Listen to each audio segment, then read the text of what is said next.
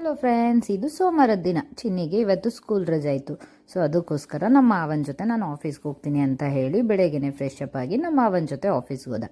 ಇನ್ನು ನಾನು ತಿಂಡಿಗೆ ಪಪ್ಪಾಯ ತಿಂದೆ, ಹಾಗೆ ಮಧ್ಯಾಹ್ನಕ್ಕೆ ಚಪಾತಿ, ಸೌತೆಕಾಯಿ, ಬೀಟ್ರೂಟ್ ಪಲ್ಯ ತಿನ್ಕೊಂಡಿದ್ದೆ. ಊಟ ಮುಗಿಸಿದ್ಮೇಲೆ ಒಂದಷ್ಟು ಬಟ್ಟೆ ವಾಶ್ ಮಾಡಿ ಒಣಗಾಕಿದ್ದೆ. ಸೊ ಅದನ್ನೆಲ್ಲ ತೊಗೊಂಡು ಬಂದು ಮಡ್ಚಿಡೋದೇ ಒಂದು ಕೆಲಸ ಆಯಿತು ನೋಡಿ. ಇನ್ನು ಅಷ್ಟೊತ್ತಿಗೆ ಚಿನ್ನಿಮ ಕೂಡ ಆಫೀಸ್ ಹತ್ರದಿಂದ ಬಂದ. ಸರಿ, ಇವತ್ತು ಚಿನ್ನಿಗೆ ಅಬಕಸ್ ಕ್ಲಾಸ್ ಇತ್ತು. ಸೊ ಅದಕ್ಕೋಸ್ಕರ ಅವನ್ನ ಅಬಕಾಸ್ ಕ್ಲಾಸಿಗೆ ಬಿಟ್ಟು ಹರಿ ಹೊಸ ಫೋನ್ ತೊಗೊಂಡಿದ್ರಲ್ಲ, ಅದಕ್ಕೆ ಟೆಂಪರ್ ಗ್ಲಾಸ್ ಹಾಕ್ಸೋಣ ಅಂತ ಮೊಬೈಲ್ ಅಂಗಡಿಗೆ ಹೋದ್ವಿ.